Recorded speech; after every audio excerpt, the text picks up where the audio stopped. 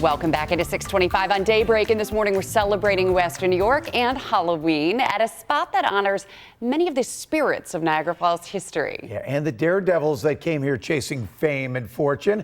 This morning we're taking a stroll through the Oakwood Cemetery.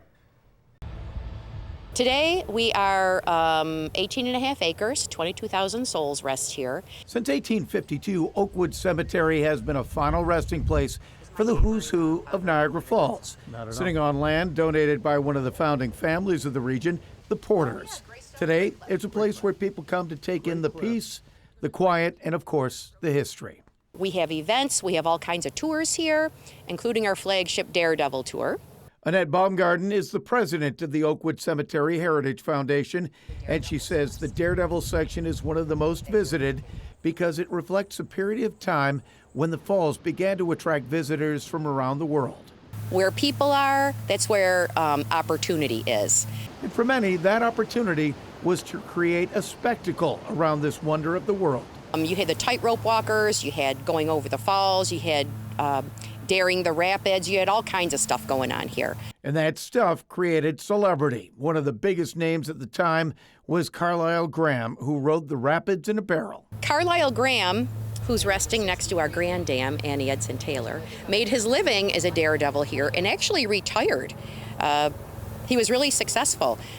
Annie Edson Taylor was also drawn to the falls by opportunity.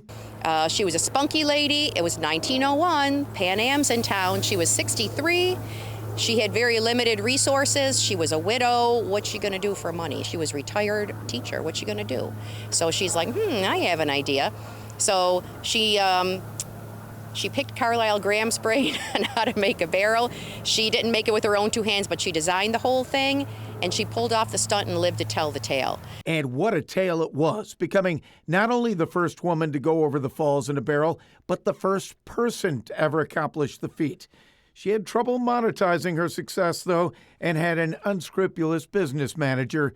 She ultimately died a pauper, but her story still draws a crowd in her afterlife, among many of the giants of Niagara Falls history.